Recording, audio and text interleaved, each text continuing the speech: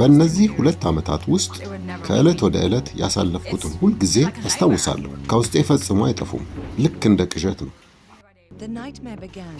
ቅዠቱ የጀመረው ሊዲያ የወለደቻቸው ልጆች በምንም ተአምር የሷ ሊሆኑ እንደማይችሉ በተነገራት ጊዜ ነበር።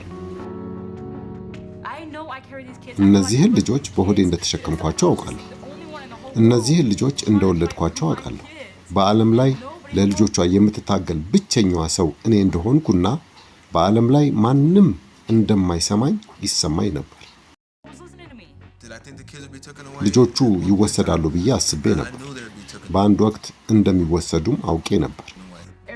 በየቀኑ እነሱን ሳያቸው የመጨረሻ ቀን እንደሆነ ይሰማኝ ነበር። ሊዲያ የልጆቿ እናት መሆኗን ለማረጋገጥ ያደረገችው ትግል በሰውነቷ ውስጥ በጥልቀት ተደብቆ የነበረውን ሚስጥር አጋልጧል። ፈጽሞ የማታውቃትን መንታ ወይም የተጣበቁ መንታ ከመሆን ይልቅ እሷ ሁለቱንም አዋሃዳ አንድ ግለሰብ ሆና ተፈጠረች። ከምንም ነገር በላይ በጣም ፈርቼ ነበር። ምንድን ነው ይህ? ምንድን ነው እና ለምን እኔ ላይ ደረሰ የሚል ስሜት ተሰምቶኝ ነበር።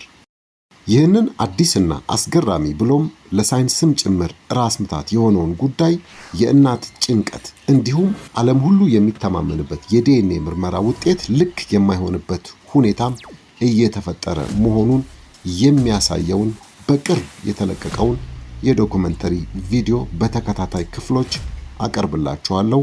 መልካም ጊዜ ይሁንላችሁ።